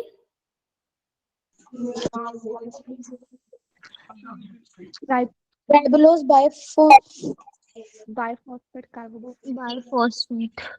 कार्बोक्सिलेज ऑक्सीजनेज, वो कौन बोलेगा है, Rubisco bisphosphate oxygenase and carboxylase, यानी कि ये कार्बन डाइऑक्साइड के साथ भी रिएक्ट कर सकता है, ऑक्सीजन के साथ भी रिएक्ट कर सकता है। कौन डिसाइड करेगा किसके साथ रिएक्ट कर रहा है, राइबोलोज bisphosphate RU amount of concentration, concentration decide करेगी। अगर एनवायरनमेंट में कार्बन डाइऑक्साइड ज्यादा है तो ये कार्बन डाइऑक्साइड को पकड़ लेगा, और ऑक्सीजन ज्यादा तो ऑक्सीजन को पकड़ लेगा। अगर केल्विन साइकिल रन करना है तो रुबिस्को को किसे पकड़ना चाहिए, कार्बन डाइऑक्साइड या ऑक्सीजन,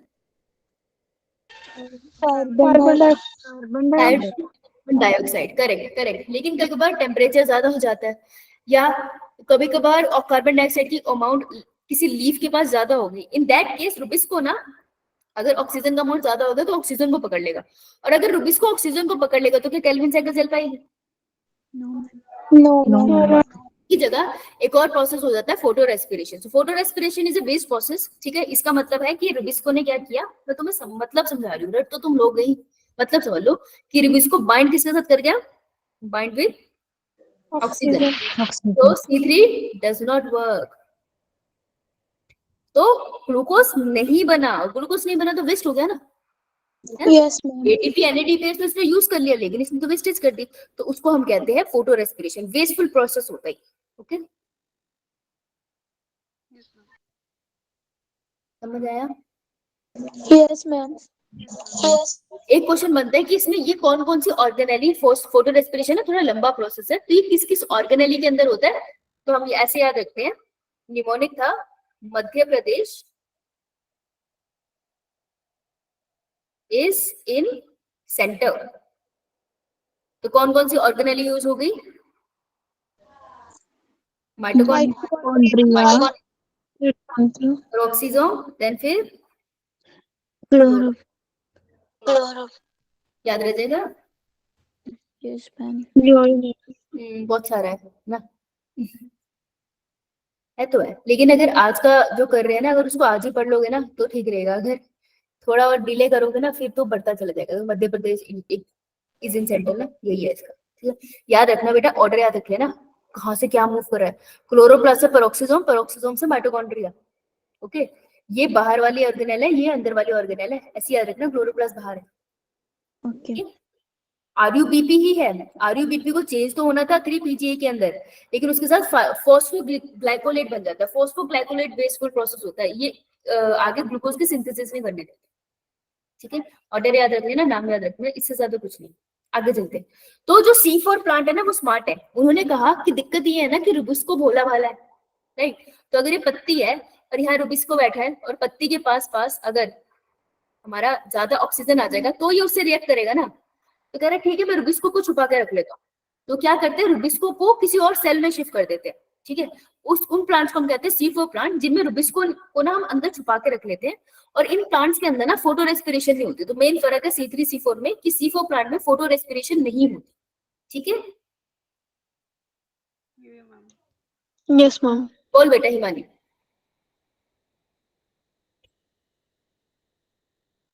गलती से हो गया। तो ये कैसे करेंगे, ठीक। आपको पता है मेसोफिल सेल है जिसमें सबसे ज्यादा क्लोरोप्लास्ट है ना? Yes, ma'am. जहाँ क्लोरोप्लास्ट है वहीं पे एटीपी एनएडीपीएस बनेगा ना फोटोसिंथेसिस से। तो बेटा वहीं पे तो केल्विन साइकिल हो गई, C3 साइकिल।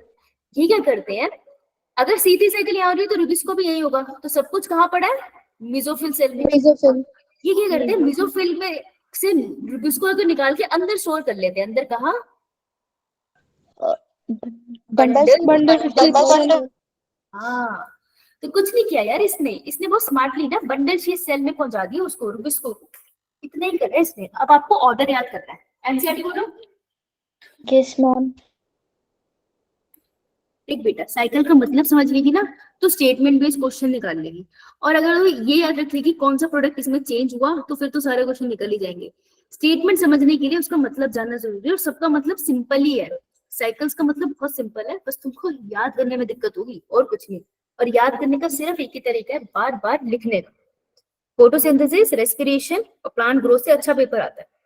तो बार बार लिखेगी ना तो फिर धीरे धीरे हो जाएगा, पर लिखना आपको पड़ेगा। ओके, तो फोटोसिंथेसिस तो लिखनी ही पड़ेगी। तो देख बंडल शीट सेल में इसने रुबिस्को पहुंचाया, यानी कि यहाँ पे C3 साइकिल होगी। C3 साइकिल हर सेल में होती है, तो C3 साइकिल तो होगी ही। इसका क्या मतलब है कि C3 और C4 प्लांट में मेजर फर्क क्या हुआ कि C4 प्लांट में क्या नहीं होता, फोटो रेस्पिरेशन। ये नहीं होता, ये C3 में होती है। और C3 साइकिल C3 में तो चलती है, C4 में भी C3 साइकिल चलती है। Yes ma'am. Yes, ma'am. तो ये बंडल शीट सेल अंदर, देख ये बंडल शीट सेल चलेगी अंदर, ये बाहर मेसोफिल सेल्स है, सेंटर में जाइलम फोलाइन दिखाया। तो बंडल शीट सेल की इस तरीके से अरेंजमेंट हो जाते हैं ना मेसोफिल सेल के साथ, ये देखने में आपको लगता है क्रैंस एनाटॉमी है। क्रैंस एनाटॉमी की अरेंजमेंट को कहते हैं, ठीक है। इस तरीके से दिखाई देते हैं जैसे आपको स्क्रीन पे दिख रहे हैं। तो क्रैंस एनाटॉमी आपको C4 प्लांट के साथ याद रखना है। देखो बंडल शीट सेल कैसे दिखाई दे रहे हैं, रिंग लाइक फॉर्म में, ये वाले। तो रिंग लाइक फॉर्म को हम कहते हैं क्रैंस एनाटॉमी, ठीक है बेटा। Yes, ma'am. ये बाहर वाले bundle sheath Yes, cell, ma'am. बाहर वाले मेसोफिल सेल है, और ये जो अंदर वाले हैं ना ये बंडल शीट सेल है, ये वाले। Yes, ma'am. अब जो एनसीईआरटी का डायग्राम है ना एक्जैक्टली उसी को याद करना है, और कुछ नहीं करना है। खोलो एनसीईआरटी का डायग्राम, कौन से पेज नंबर पे है तुम्हारे? 219 219। 219।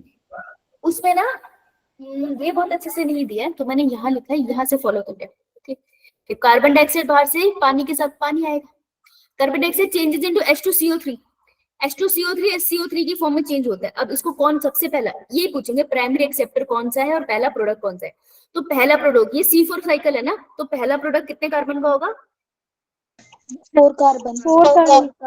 गुड, इसको हम कहते हैं ऑक्सैलिक एसिटिक एसिड। और जहाँ पे 3 कार्बन का था उसका नाम क्या था? Phosphoglycerine. Phosphoglyceride acid. वहां पे प्राइमरी एक्सेप्टर कौन था C3 में? 3 phosphoglycerine। 3 PGA। प्राइमरी एक्सेप्टर कौन था कार्बन डाइऑक्साइड का? RUBP।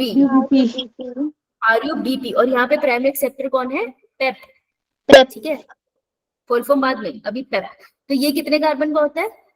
3 कार्बन। कार्बन डाइऑक्साइड वाली एक कार्बन ऐड होगी, 4 कार्बन का ऑक्सैलिक एसिडिक एसिड बन गया फर्स्ट स्टेबल कंपाउंड। ठीक है, मॉडिफाई होता है ये इनटू मैलिक एसिड या मैलेट, कुछ भी लिख सकते हो। इस प्रोसेस को करने के लिए एग्जाम यूज होता है पेपकेज। देखो पीछे सबस्ट्रेट क्या था हमारे पास? RUBP। तो उसको कार्बन से ज्वाइन करने के लिए एंजाइम का नाम क्या था? रुबिस्को। यहाँ पर एक्सेप्टर है TEP, तो इसको कंबाइन करने के लिए एंजाइम का नाम है पेपकेज। है ना, मिलता जुलता है ना, ऐसे आपको याद रहेगा। ठीक है, मैलेट है, अब मैलेट को मूव कराएंगे हम, मैलेट को कहाँ पहुंचा देंगे हम? उसको हम सीधा पहुंचा देंगे हमारा बंडल शीट सेल के पास। जब वो बंडल शीट सेल के पास जाता है तो वहां पे उसकी हो जाती है डीकार्बोक्सिलेशन, मतलब एक कार्बन को निकाल दो। 4 कार्बन में से तुमने निकाल दिया तो कितने कार्बन बचे? 3 कार्बन। अब ये 3 कार्बन का मॉलिक्यूल है वो किसमें ऐड हो जाएगा? In the process of Calvin cycle. देखो ये जो 3 कार्बन का मॉलिक्यूल है ना, अच्छा यहाँ पे तुमने वो नहीं करा ना ग्लाइकोलाइसिस, इसको करा देते हैं। देख बेटा, ये 4 कार्बन के चाहिए ना, मैंने एक कार्बन निकाल लिया बाहर। ठीक है, ये जो एक कार्बन है, मुझे केल्विन साइकिल के लिए कितने कार्बन चाहिए? 6 केल्विन साइकिल में देख बेटा, एक बारी में कितने कार्बन चाहिए थे तेरे को? 5 कार्बन। बेटा वापस केल्विन साइकिल में जा, एक बार के लिए देख ले कार्बोक्सिलेशन में कितने कार्बन यूज हुए हैं एक बारी में?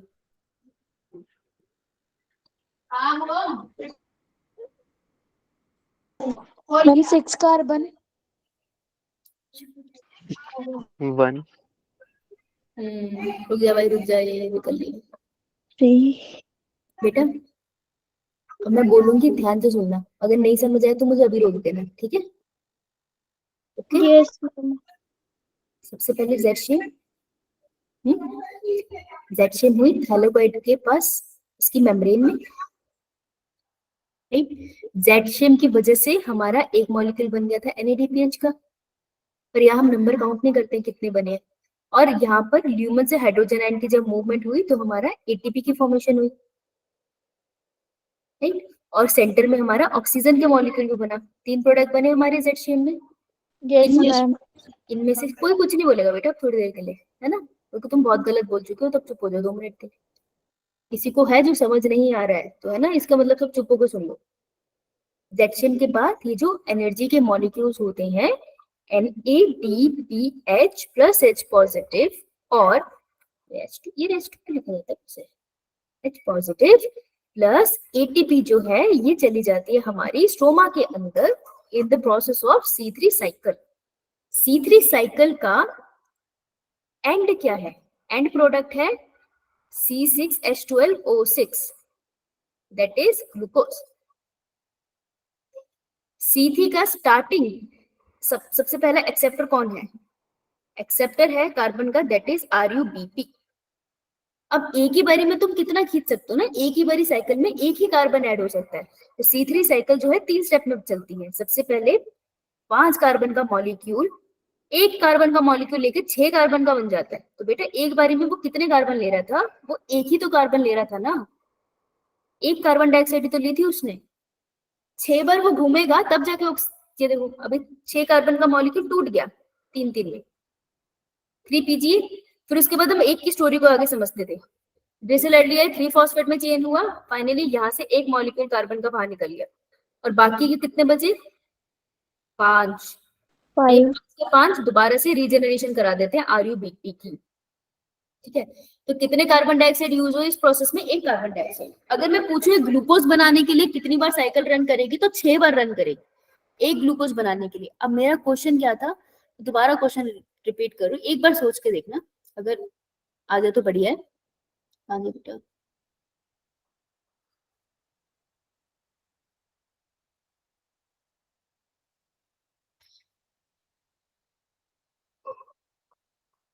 तो मैं ये कहना चाह रही थी कि एक केल्विन साइकिल को रन करने के लिए कितने एक केल्विन साइकिल में अगर मेरे को एक बार केल्विन साइकिल को ऐसे घुमाना है, तो उसमें कितने कार्बन डाइऑक्साइड ऐड होते हैं एक बार?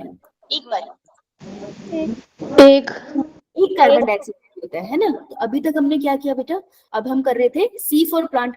तो C4 प्लांट में अभी तक क्या हुआ? कुछ नहीं हुआ, बहुत सिंपल सा था। उनके जो बाहर वाला सेल है ना, उसका नाम क्या है? मीजोफिल। और अंदर वाले का नाम क्या है? Bundle sheet bundle sheath cell, है ना। और इनके बीच में कनेक्शन बने हुए हैं, उन कनेक्शंस को प्लांट में क्या बोलते हैं? प्लाज्मोडेस्माटा। प्लाज्मोडेस्माटा में प्लाज्मा मेम्ब्रेन होती है, सिर्फ सेल वॉल नहीं होती प्लांट की, राइट। तो यहाँ पर सबसे पहले कार्बन डाइऑक्साइड एंटर हुआ पानी के साथ, और वो किस मॉलिक्यूल में चेंज हो जाता है? CO3। इसको कार्बन को एक्सेप्ट करना है। कार्बन को एक्सेप्ट करने के लिए कितने कार्बन का मॉलिक्यूल बैठा होता है? 3 कार्बन। उसमें एक और कार्बन ऐड होगी, तो कितने कार्बन का मॉलिक्यूल हो गया? 4 कार्बन कार्बन का क्या नाम है इस मॉलिक्यूल का? ऑक्सैलो हाँ, कार्बन करना क्या था, तो डिस्को के पास कार्बन तो पहुंचाना था, तो कार्बन हमने बाहर से ले लिया। अपना कार्बन नहीं देना, बाहर से लेना है ना। रिबिस्को यहाँ बैठा है, वेट कर रहा है। तो जैसे ही ये जो बना ऑक्सैलिक एसिटिक एसिड, इसको चेंज कर लेते हैं मैलेट में, ठीक है। वो 4 कार्बन का ही होता है, उसको भेज दें यहाँ पे। अब रुबिस्को को कितने कार्बन चाहिए एक बार केल्विन साइकिल चलाने के लिए? 1 कार्बन। तो बेटा 3 कार्बन रहते हैं, कार्बन। 1 कार्बन चाहिए उसको। वो 1 कार्बन को ऐसे बाहर निकाल लेता है। अब ये यार तुम्हें चेन का कार्बन है, ये मैं कार्बन ही बना देती, तुम कुछ और ना समझ लेना। तो ये देखो, पहले तो जो 3 कार्बन थे ना, वो वैसे के वैसे ही पड़ी है, लेकिन वो अपने में से 1 कार्बन को निकाल के फेंक देते हैं, और वो किसको दे देते हैं? रुबिस्को को। कर देते हैं C3 साइकिल, और यहाँ पर क्या बन जाता होगा? ग्लूकोज, ठीक है। अब बचा क्या था? 3 कार्बन का मॉलिक्यूल, जिसको पायरुवेट बोलते हैं। अब इसको वापस भेज देते हैं, और दोबारा से 3 कार्बन के मॉलिक्यूल को रीजनरेट कर लेते हैं। इसी को कहते हैं C4 साइकिल। अभी समझ आया? अगर बेटा अगर मुझे फोटोसिंथेसिस, अगर मुझे 1 कार्बन ग्लूकोज का मॉलिक्यूल बनाना है, तो C4 प्लांट में ये कितनी बार रन होगा प्रोसेस C4 साइकिल? 1 बार क्वेश्चन रिपीट करना। बायोलॉजी के क्वेश्चन एक बार सोचना कि वो पूछ क्या रहा है। मैं पूछ रही हूँ कि मुझे C4 प्लांट, मैम आपकी आवाज नहीं आ रही।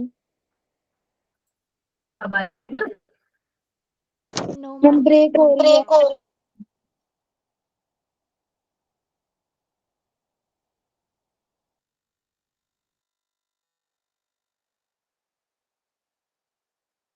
अब आ रही है बच्चे? Yes ma'am. Yes ma'am. ठीक है, मैं पूछ रही हूँ, क्वेश्चन आराम से सुना करो, जल्दी मत कर, है ना। मैं कह रही हूँ C4 प्लांट में अगर मुझे 1 ग्लूकोज का मॉलिक्यूल बनाना है, विच इज C6H12O6, कार्बन देखने हमें 6 कार्बन वाला होता है। तो अगर मुझे 1 ग्लूकोज का मॉलिक्यूल बनाना है, तो हाउ मेनी, ये पूरी साइकिल को C4 साइकिल कहते हैं। How many C4 cycle run and how many C3 cycle run, बताना। 6 What is 6? C4 or C3?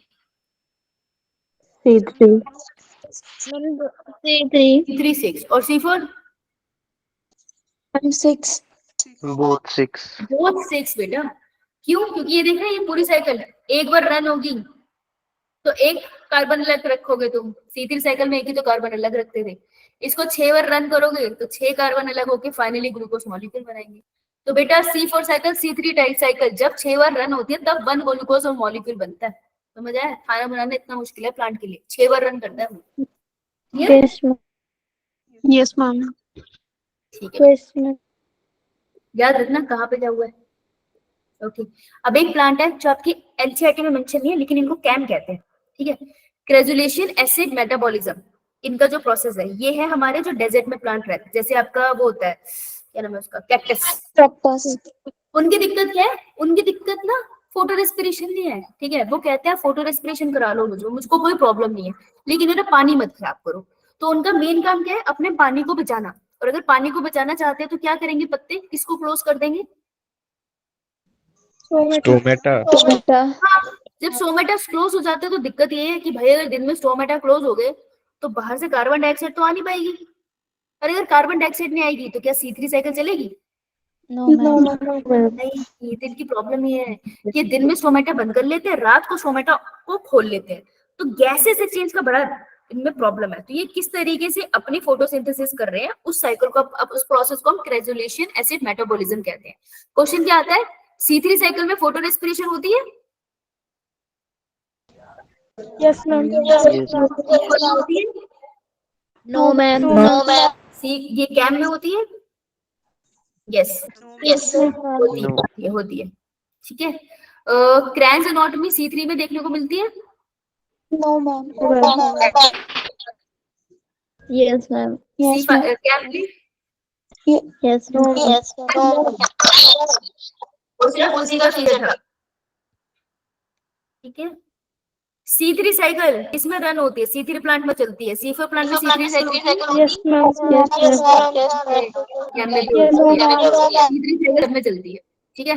C3 cycle is the ultimate source of photosynthesis. एक तो कैक्टस की प्रॉब्लम सिर्फ वाटर डेफिशिएंसी है, पानी को बताना चाहता है वो, बाकी सब चला लेता है वो। समझ आई? यस। एक सेकंड पानी पीलूं। यस।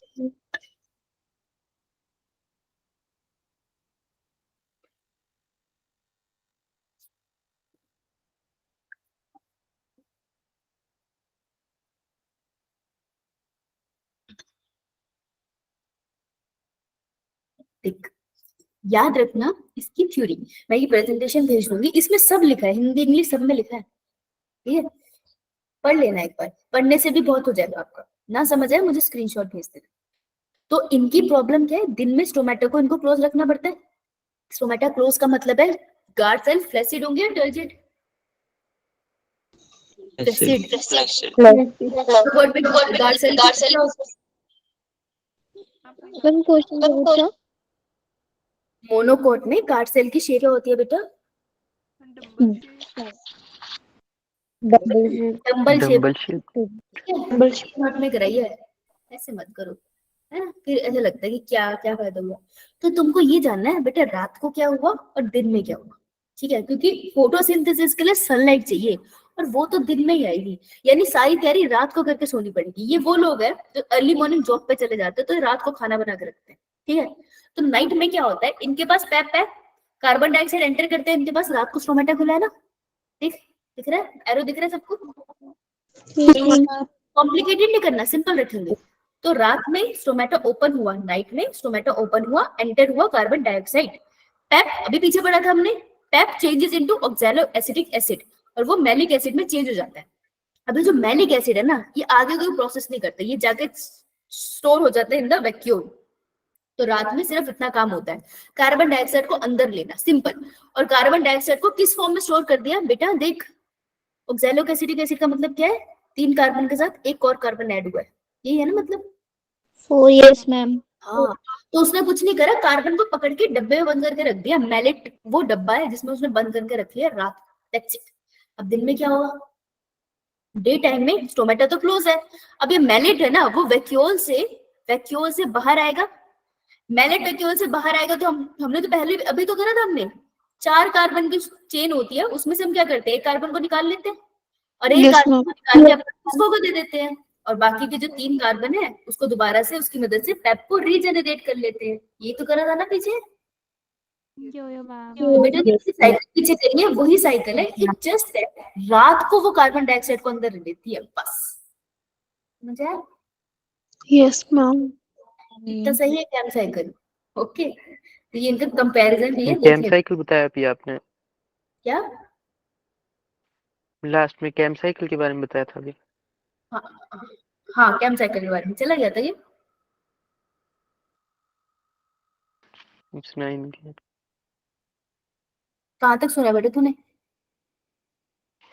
हम इस टॉपिक की स्टार्टिंग में बस। स्टार्टिंग सुनी है बस? अभी आ रही है बस देखो। Yes ma'am. बेटा जो कैम साइकिल है ना, वो बिल्कुल वैसी है जो तू पीछे C4 साइकिल करके आया है। सिर्फ इतना सा फर्क है कि स्टोमेटा को रात को खोलना है। तो ये देख क्या करेगा, कुछ नहीं, रात को इसने स्टोमेटा खोला है, स्टोमेटा खोलते कार्बन डाइऑक्साइड अंदर आ गया, और कार्बन डाइऑक्साइड को पहला एक्सेप्टर कौन है? पेप। पेप कितने कार्बन का था हर्ष? बेटा कितने कार्बन का है? हेलो, अभी ये है चला गया? हम है तो इसके सिग्नल का प्रॉब्लम है। हम 3 कार्बन का होगा दैट। हाँ 3 कार्बन का, उसके साथ देखो ऐड हुआ 4 कार्बन का हो गया, या इसका सिग्नल प्रॉब्लम है। चल मैं इसको 4 पे लिखा। Okay done. कैम वाला पार्ट। हम जैसे कि आपने बताया कि मैलिक एसिड जो है वो स्टोर कर लेता है, वो 4 कार्बन को स्टोर करके रखेगा कि 3 कार्बन को रखेगा? अच्छा बेटा, जो मैलिक एसिड है ना वो ओवरऑल 4 कार्बन से बना है। तो वो जो 3 कार्बन का था ना, वो ये जो 3 कार्बन की चेन थी ना, उसको फोस्फोइनोल पायरुवेट बोलती हूँ। तो जब इसमें एक और कार्बन ऐड हो जाएगा ना, तो मैं इसको ऑक्सैलिक एसिडिक एसिड बोलूंगी। इसको थोड़ा मॉडिफाई कर लेते हैं मैलिक एसिड। तो मैलिक एसिड में ना 4 कार्बन होते हैं ओवरऑल, ठीक है। स्टोर 4 कार्बन, ये जो 3 है इसने तो रीजेनरेट हो जाना, इसकी हम बात नहीं करते। तो चौथा होता है ना, उसको देख के हम बोलते हैं कि इसने 1 कार्बन सेव करा है। ओवरऑल चारों कार्बन की चेन रखी है ना उसने। Yes ma'am. चारों rate. Yes ma'am. Signal problem है तेरी, मुझे एक बार फोन कर दियो, ठीक है? देखो जो समझ नहीं आया हो। आ गया अभी। अच्छा ठीक है, डन बेटा इतना part. Yes ma'am. Yes ma'am. को इतना याद है, मैंने कहीं रेड ड्रॉप को कहीं पढ़ाया था। रुको, अब मैं एक चीज बता देती हूँ, यहाँ मुझे मिल नहीं रहा है। एक क्वेश्चन यहाँ से बनता है सीधा सीधा। अरे कौन सा चैप्टर है? प्लांट किंगडम कहाँ है? कौन? फोटोसिंथेसिस। एनसीईआरटी थी मेरे को फोटोसिंथेसिस की। गुम हो गया। मेरे को हर सब्जेक्ट की एनसीईआरटी क्या हो गया? I am hurt today. रुकना जाना मत प्लीज जाओ। ये कैसे हो सकता है यार?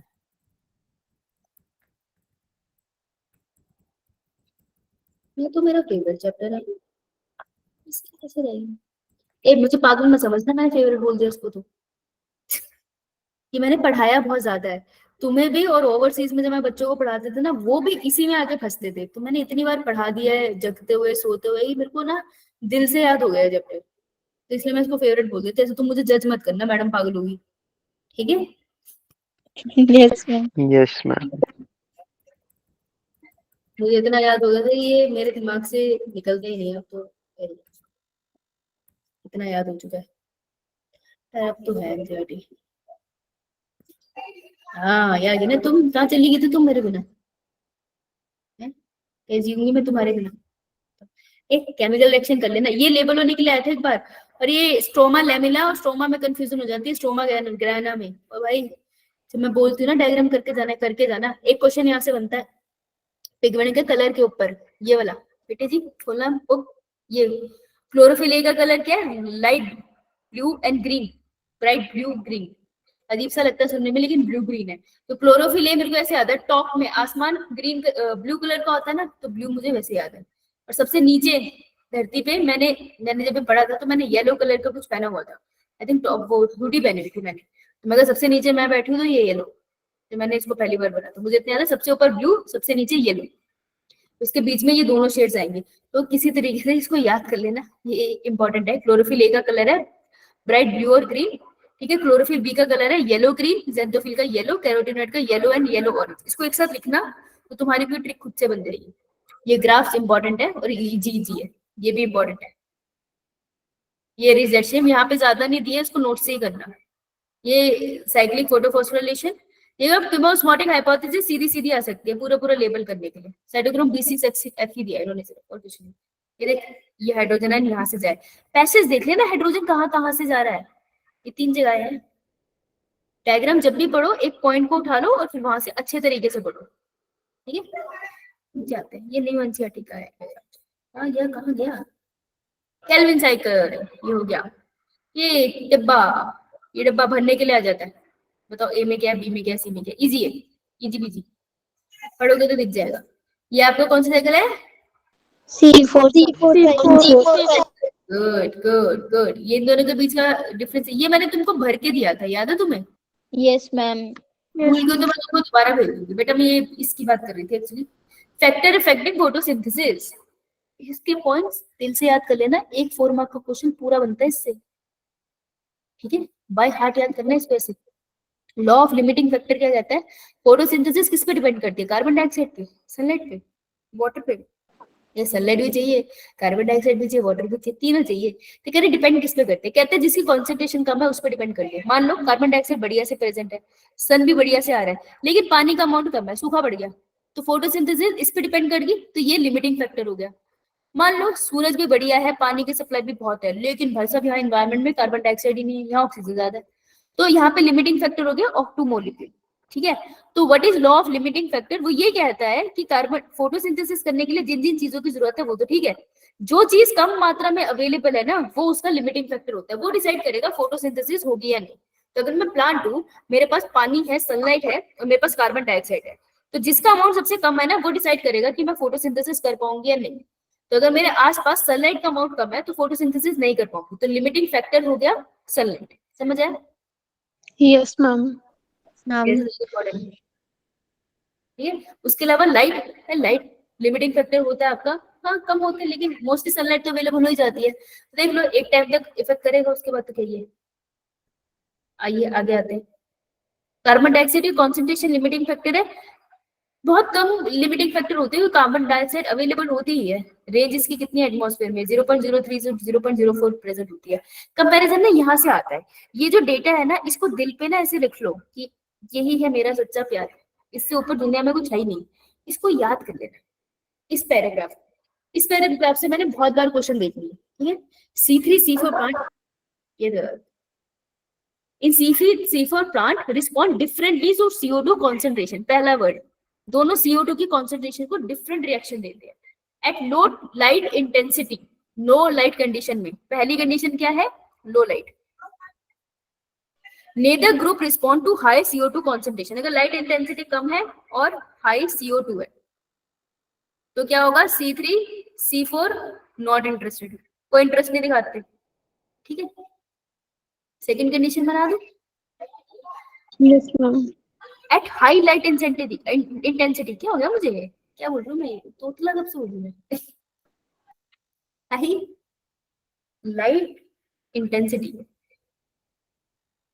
ये जिंदगी में साक्षी को साक्षी ना बोल दो खुद ही याद हो जाएगी। High light intensity, high light intensity में क्या हुआ? बोथ C3 और C4 प्लांट इंक्रीज करते हैं rate of photosynthesis, so C3 भी और C4 भी क्या हो गए? बावले, ठीक है। फोटोसिंथेसिस क्या हो गई? इंक्रीज। अब वो तो गंदे से पैराग्राफ में बन के लिखा था, साइड में लिखने से इजी हो जाता है ना थोड़ा थोड़ा। Yes ma'am. But is important to note, इसमें खुद भी बोला है कि देखो इधर उधर मत देखो, ये इंपॉर्टेंट है, इसको नोट कर लो कि C4 plant show saturation at about 360 micro पर लीटर। ओके, 360 पे किसका दिखाया? नंबर याद रखना, तो भूल जाओगे सब कुछ, इसको याद रख लेना। C4 का, और C3 का किसका दिखाया? 450। तो तुझे ये देख के क्या याद रहा कि CO2 की कॉन्सेंट्रेशन को ज्यादा, कौन देखो सैचुरेशन का मतलब है कि उसका पेट भर गया, तो अगर 360 की कॉन्सेंट्रेशन उसको मिल जाएगी ना कार्बन डाइऑक्साइड की, तो एक C4 साइकिल बढ़िया तरीके से चल जाएगी। लेकिन C3 साइकिल को ज्यादा कार्बन डाइऑक्साइड की कॉन्सेंट्रेशन की जरूरत है, एटलीस्ट 450 तक। तो याद रखना C4 प्लांट ज्यादा गर्मी में रह सकते हैं, ट्रू, लेकिन ज्यादा कार्बन डाइऑक्साइड की कॉन्सेंट्रेशन की जरूरत किसको पड़ती है? C3 C4 में से C3 C3 को पढ़ते, बस बेटा ये PYQ का क्वेश्चन था, क्योंकि नहीं दिमाग में नहीं क्लिक करता ना, तो यार लिख दिया उसने। सो अगर मैं कंक्लूड कर लूं कि अगर मेरे पास कार्बन डाइऑक्साइड की कॉन्सेंट्रेशन की ज्यादा जरूरत पड़ती है C3 को, तो carbon dioxide can be A limiting factor mostly for C3, है ना। तो C4 को तो कम मिलेगी, वो खा पी के रख जाएगा, लेकिन C3 को ज्यादा डिमांड है। तो जनरली ना C3 प्लांट के लिए लिमिटिंग फैक्टर कार्बन डाइऑक्साइड होता है। क्लियर? Yes ma'am. बहुत इंपॉर्टेंट पैरा है, साइड में लिख लेना, बहुत जरूरी है। टेम्परेचर लिमिटिंग फैक्टर कम ही होता है, वाटर भी लिमिटिंग फैक्टर कम होता है। ठीक है, तो ये वाले थे, एक तो ब्लैकमैन लॉ और एक ये पैराग्राफ है, ये बहुत जरूरी पैराग्राफ है, फॉर सम रीजन समझ नहीं आता किसी को, तो चलो हो गया, डन। ये लिख लिया। इंटेंसिटी में C3 C4 के आगे क्या लिखा है? हाई इंटेंसिटी में कि C3 C4 बागले हो गए मतलब फोटोसिंथेसिस का रेट इंक्रीज हो गया। Yes ma'am. ये बहुत हाई फाई इंग्लिश है बेटा, नहीं समझ आएगी ओके ओके, तो ये 1 मिनट ऑल्सो नाउ, और राइट। तो फिर कल मिलते हैं, रेस्पिरेशन करके आएंगे। बेटा जो साइकिल नहीं समझ आई मुझे मैसेज कर देना, मैडम ये समझ नहीं आया, मैं तुमको फिर समझा दूंगी। ठीक है, ये मैं सोचना नहीं Yes, करूंगा। ma'am. और आज ही प्लीज एक बार